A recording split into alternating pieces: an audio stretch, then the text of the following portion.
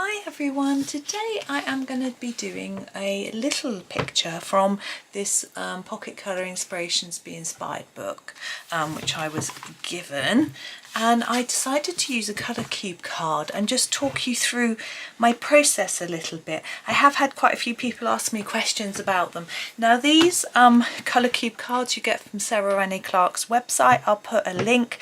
There's only one place you can buy them, that's the only place, and she has, on time of recording, made the shipping free. I don't know whether that will change in the future. I suspect it might, but that's shipping is quite a big deal for people. It's quite expensive, so that's that. And these cards are quite expensive. If you can't afford the cards, there is an app which is cheaper, but also you can look on her website and she has some examples of them. You could obviously use this one as I'm just showing it to you in camera. Some people put some in videos and things, and if you go on Pinterest there's all sorts of similar colour palettes that you can use. Right, I was going to show you, just knocking the table, how I'm going to choose these colours.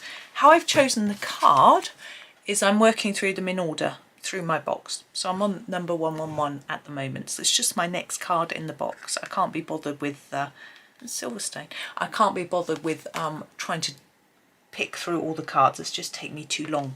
So we have the colours. Now what you can do is you can either just use those colours, or you can use 3 of each like here, and you can add in black and white as well if you want to. I'm just going to use the 1 of each colour because this is a really simple page, and show you how I choose which colours to use in which areas of the page. So we've got quite a dark grey. I've got my Arteza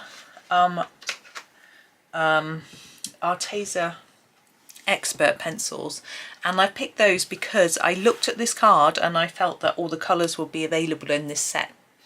That's how I picked. So this is pewter grey, which I think is quite a dark grey, will work for the grey. We have a teal, which is a really dark green. Now you can scribble your pencils and swatch them, I think is the official term, to check the colours are correct for you, but I tend to just guess. I'm torn between a really dark jade or a slightly lighter basil, but I think I'll go for the jade because we've got quite a lot of dark colours. It's probably more on that dark side. So that's the jade green. This dark blue, I'm just going to find the darkest blue, which I think is the indigo. The azure, now I don't, this is the closest blue I have to that, which is the periwinkle. And then we've got what's called crimson. To me that looks like a browny red, and I'm actually think that this sienna brown is a much better match than a red would be. So that's what I'm going to use. The other choice actually in this set for that, which I might actually use, is this garnet red. I might use the garnet or even the passion fruit red. I think I use the garnet red. Now I tend not to spend too long worrying about whether I've picked the right colour or not. I just like to get on and colour. So there's our card, there's our pencils. So we've got on this page, sorry, let's put it all in shot. It's nice to be able to actually see the page, isn't it? We've got the words and we've got some stars and shapes.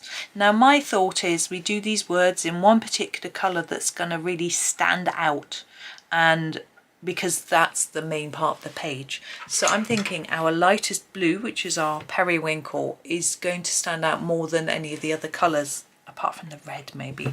So I'm going to do this first in the periwinkle blue.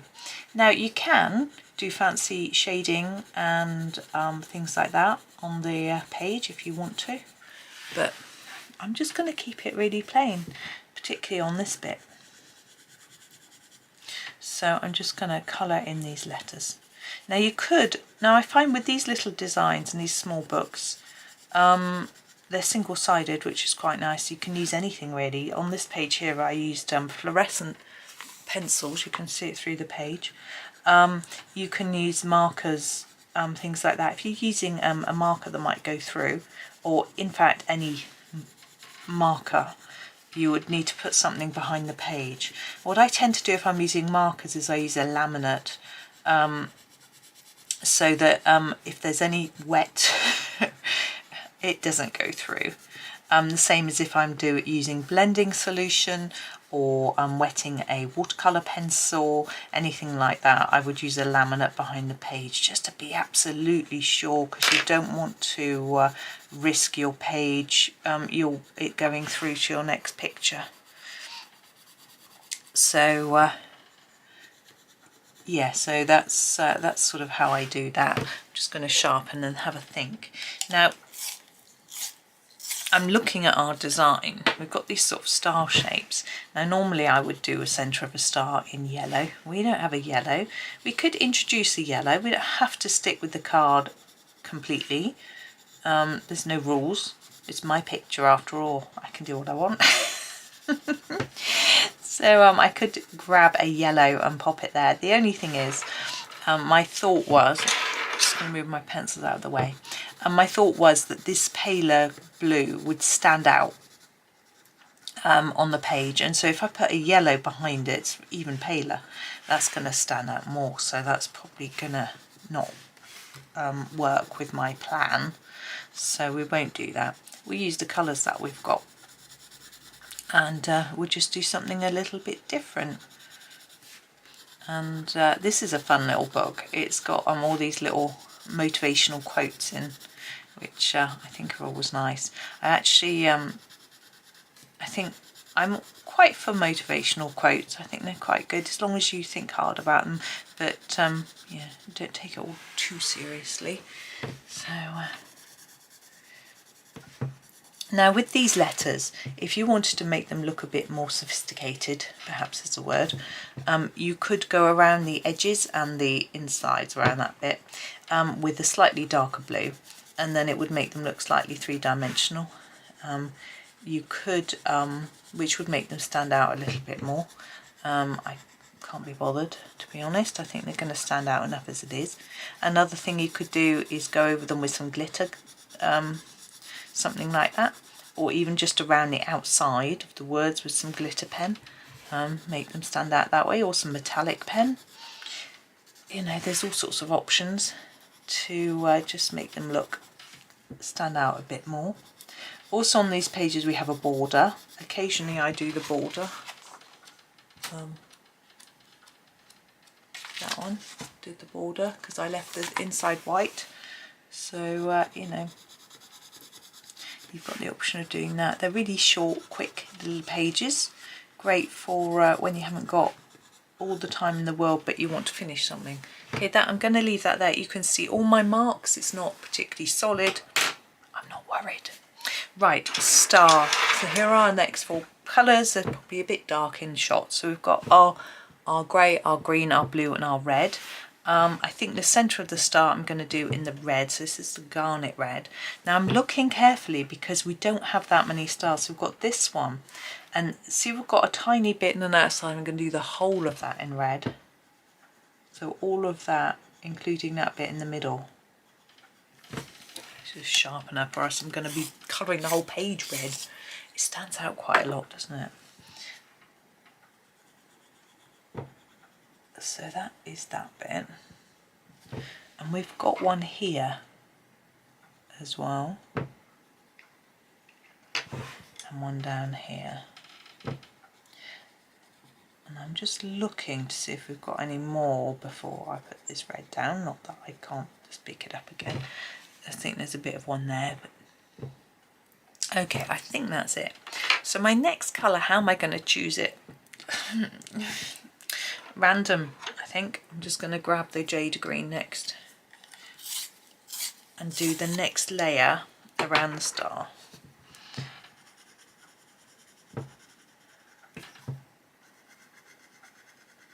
Now, I know that a lot of people would stop and think and imagine, try and work out what it's going to look like before they start, carefully choose the order of their colours. And I think one of the reasons that I can choose so quickly is because I can't imagine what it's going to look like. I can't visualise so I have to put the colour on the page in order to know what it looks like. So there's no point in me pondering and wondering what it might be, because I can't. So I guess that speeds me up. A lot of people are like, how do you finish so many pages? Now you can see that I colour fast. I really colour fast. But I also don't spend time pondering. If I've got a page that I'm not sure how to colour, I don't do it. I leave it for a while and do another page. I will do it eventually. I don't just like never do it. But I will, you know, leave it or just go, you know. I don't want to spend time pondering. Right, next I'm going to do blue.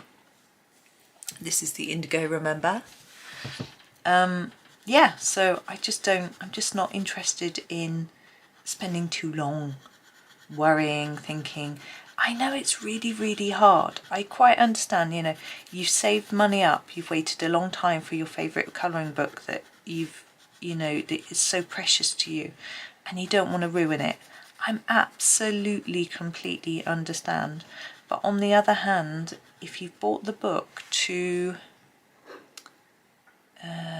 is that part of that or that? I think it's part of the next layer. You bought a book to enjoy and to colour, then you need to colour it. If you can't decide which page to colour, do what I've done with this book and just start with the beginning and work your way through. You know, you don't spend ages picking a picture, unless, I know there are some people that if they start a picture that they aren't particularly enjoying, then they may either just give up colouring altogether, or just give up on that page and never finish it. And you might not want to do that. So you might want to spend a while picking a picture. I do look through books and pick my favourite picture at times, but books like this, the pictures are pretty similar, really. So I don't, and I usually pick a book like this when I'm watching TV and I just want something really easy to colour, where I'm not thinking about, where the colour I choose doesn't matter, where it doesn't need sophisticated colouring, it's just nice and quick and easy. This is the grey, the pewter grey. And so that's why I might pick a page like this. And it's quite nice, because it means that if you're not in the mood for doing really neat, really sophisticated colouring with lots of different colours, with lots of shading, etc., you don't have to. You've got a book that you can just do some rough colouring in. You can try out new sets of pencils, new techniques. I'm pretty sure that's that. I hope so. Things like that, without worrying about it so much. It's not such an expensive book as perhaps a Johanna Basford book, a Millie Marotta, a Hannah Carlson, that sort of thing. So, you know, if it all goes wrong, you could just buy a new one more easily, that sort of thing. The paper isn't such good quality, which could be more of a problem for some people, but I don't get too worried about that. And also I tend to use more budget pencils in these sorts of books as well. I'm lucky to have lots of sets, so I've got lots to try out and play with. Right, we're getting to the point where we need to make a decision on where to go with our colour. So we've got another round on our star. Now we could, my two choices in my head are either going for the red or repeating the blue. I think I am going to repeat the blue. So we're sort of going to go back out from our pattern. So this is the indigo. This really isn't an indigo blue in my opinion, but that's just my personal opinion. I think indigo is more of a black colour. You have to work it out because of the lettering over the top, but you should be able to. And if you do it wrong, who's even going to know? Don't have to show anybody. No one's looking. Well, you're looking at me, but no one's looking at you. There we go, and then this one. Now what I plan to do with this is to leave some white in the background, I think. These sections are very weird. I don't know what they are, so I'm going to leave them white. So I think it'll be fine to leave them just white.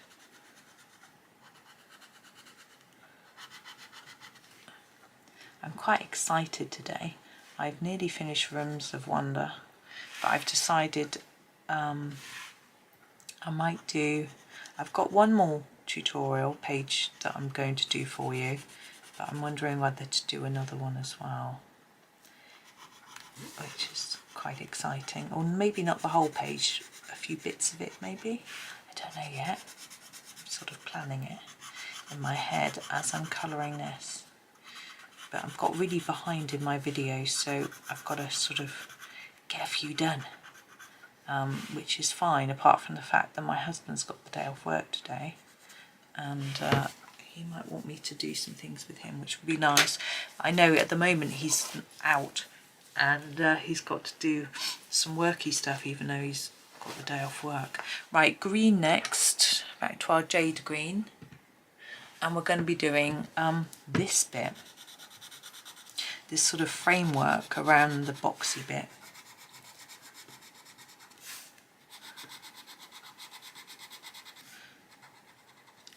And I'm not quite sure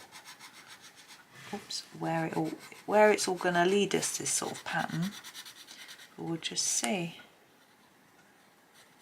So I hope everyone's doing well. I'm all good. I had a bit of a down weekend. It was very odd. I wasn't physically, I felt like my energy had just been completely zapped, and I just felt like I wanted to cry, but I had nothing to cry about. And I think it was probably just menopausal hormones, to be honest, and the fact that it had been so hot and humid I hadn't been sleeping.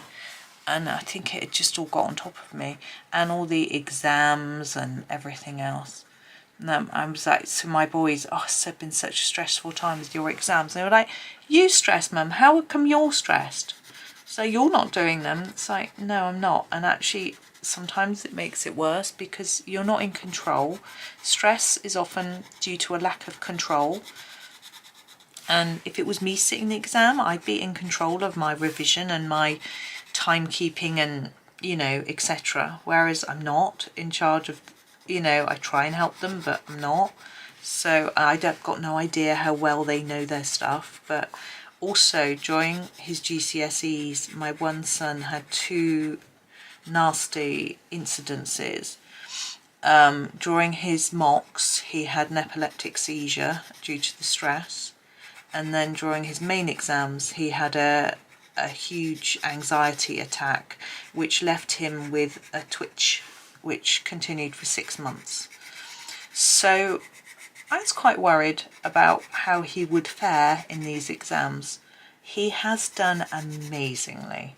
Firstly, he's got an unconditional offer at university, which means the pressure is off. I'm trying to work this out, so I've given up and gone up here. So the pressure is off with regards to that. So that's helped a lot. And don't know what's going on. It's got that box there.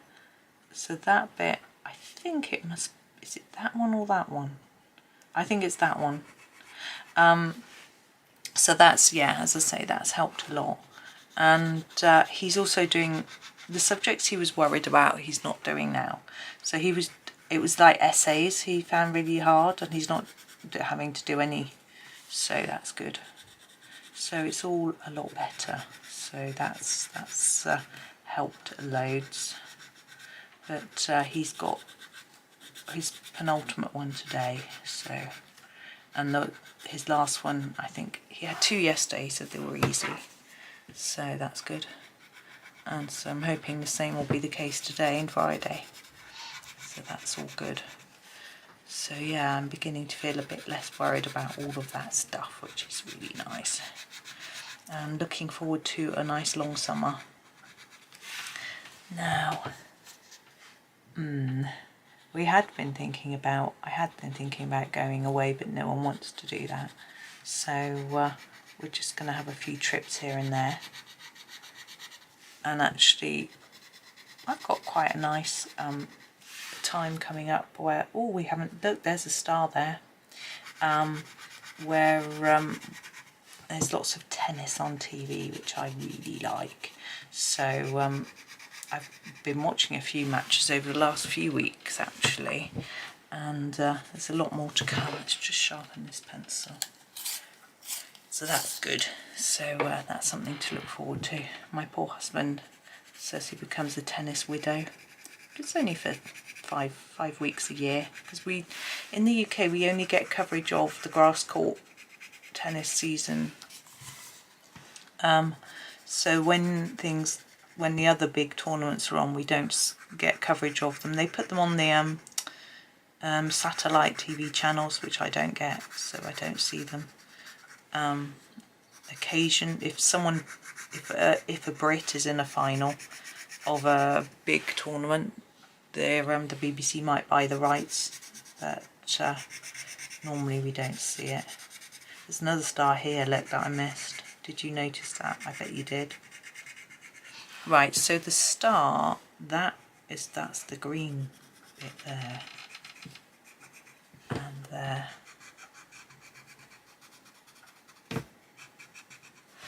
Okay, I think I've done all that. I'm going to grab the blue, the indigo, and do this bit of these stars that I missed.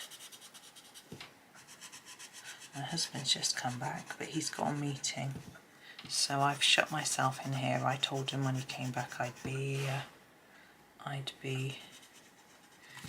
in here recording, and then he can have his meeting in peace at the same time. So that's good, we won't disturb each other.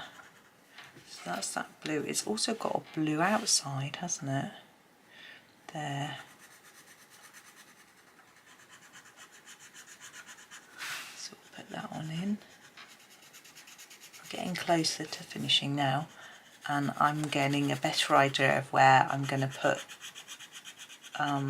colours for the last few bits. Let's put that in there. We've got a lot of blue going on. I need a bit more red and a bit more grey, I think, to sort of balance it out.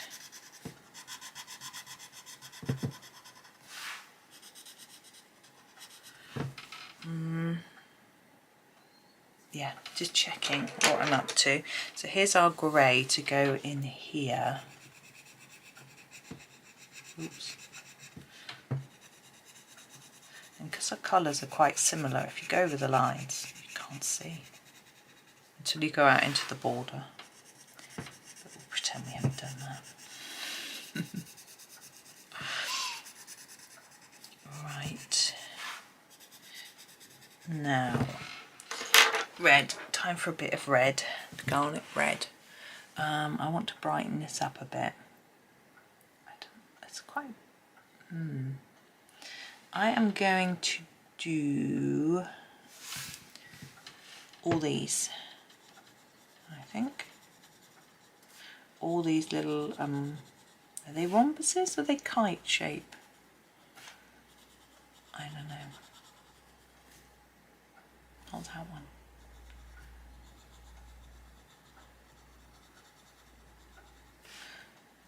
I don't know if it'll sort of mess up our pattern really, but I just want to get some bright bits of colour in here.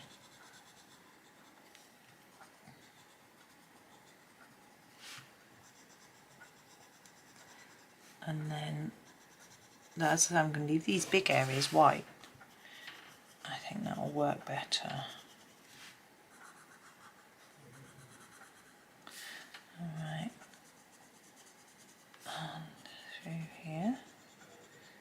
That I'm suspecting should probably be, don't know.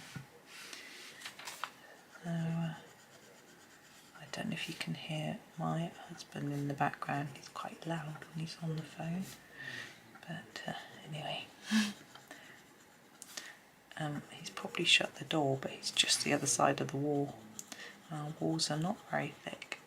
Never mind. Hopefully you can't hear it. I can't hear his words. I'm sure you can't. I think that's a bit in there. That one.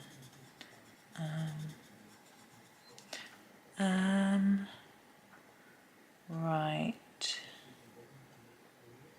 Now, let's grab the pewter grey and work out what we're doing. These little ones here, I'm going to put a grey bit round.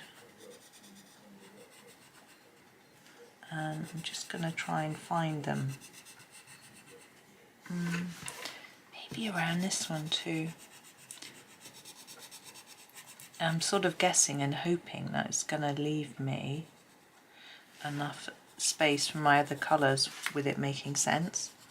But I think I will. I think it will leave me, I can do a blue for the rest, I think.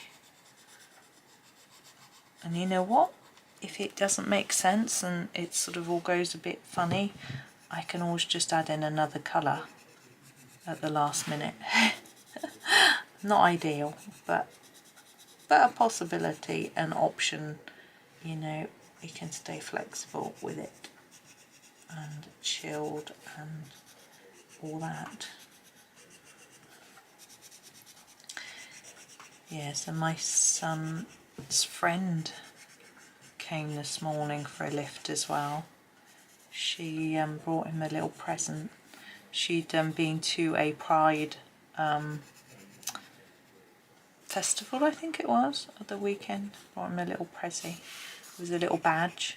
I don't know what it meant. It had some coloured stripes and a bone on it. I don't know what it was. I'll have to ask him tonight whether it has some significance. I'm sure that bit there should be red. Yeah, I'm not sure if it's just pretty or I'm sure it probably has some sort of meaning, but that's fun. So it was kind of her to buy me a little prezi. But apparently she hasn't done any revision for her exams, so she might be staying local because she's got her first choice, she needs quite high grades, but her second choice is the local uni, which is a bit easier to get into than her first choice. So she might be staying local, which would be nice for him, but they wouldn't. She's it's likely that she won't be in the same campus as him, as she's doing art, I think, or graphic design, I can't remember. Now I'm having a quick look.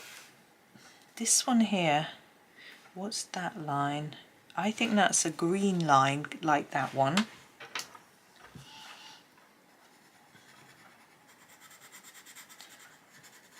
Like that.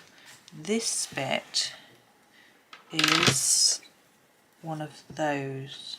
So we need a tiny bit of red in there and a bit of grey around it. Like that. And I think, oh, this one here, what's going on here? That's green there. What's that? That's also green there and there. I think everything else is indigo.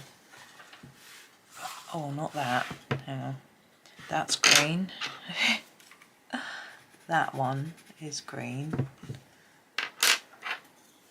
But now I'm going to do everything else indigo. It's not very neat. Now you can do this slower and neater. You can use a blending pencil at the end to make it neater. What's that one? Green? No, hang on. That should have been grey and that should be red. Let's just make that grey. Pretend. There we go. See what I mean? Laid back. No one's going to notice. No one's watching. No one's seeing it.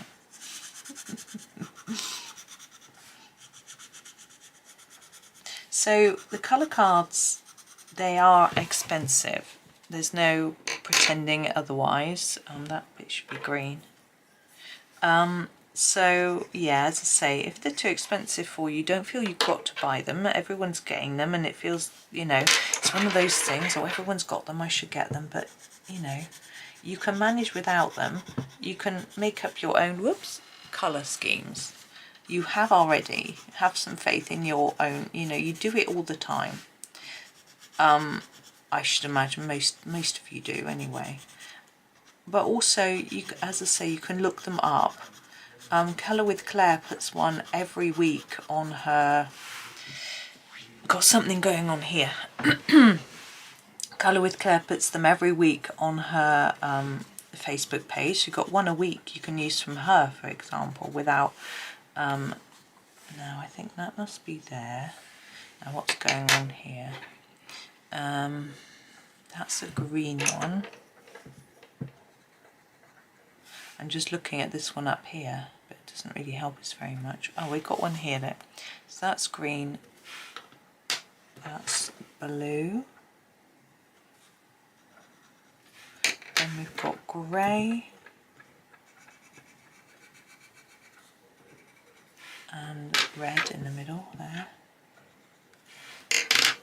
and that bit there, oops, just check I've got the right colour in my hand, is blue. And this bit is blue. So, and I know someone who's bought these and regretted it, you know, doesn't use them, bought them on a whim, and you know, they were a lot of money. So yeah, don't feel pressured to feel you've got to. Also, a lot of people are very good at making up their own colour palettes. They don't need help. I bought them for a couple of reasons. One, my husband wanted to treat me. It was Christmas. He wanted to buy me something. And also I wanted to show you them. And I'm not always very good at coming up with colour palettes myself. So, you know, a few reasons why I felt they would work for me. However, I slightly feel that if I had the app instead, it might have been a little bit better. I would have been able to afford the bit that tells you, as there's an app which tells you what colours best match these from different sets of pencils. So I could have had that as well for the money that I paid for the cards. So that might have been good. Of course, the cards are nice for photos. So when I take a photo for this picture, I can put the card in it. So that's quite nice for me from a sort of video-y YouTuber, or even when I'm doing Instagram photos and things, you know, it's quite nice to be able to do that. With an app, you can do that. So that's, for me, it works, but, you know, not for everybody.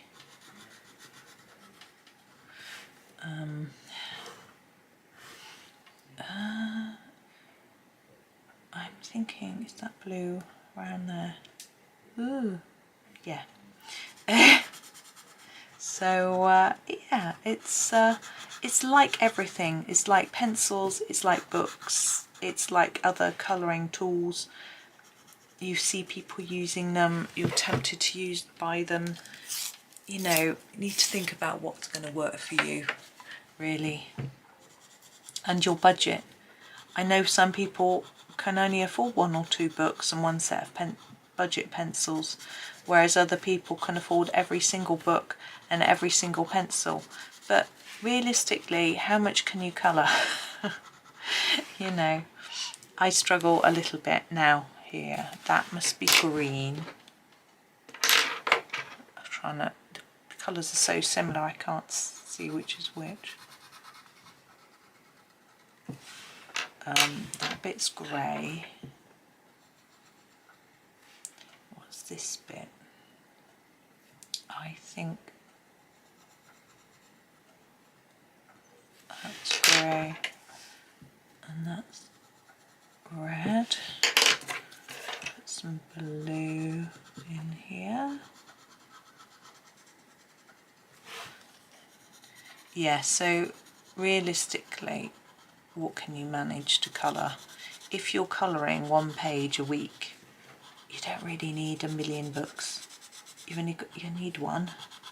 You can only do one page at a time. Well, maybe. I know some people have a million whips or work in progress.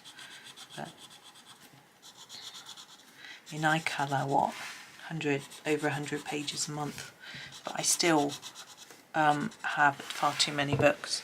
But yeah, it's nice having, it's really lovely. People send me books and I really enjoy them, and it's very kind of people to do that.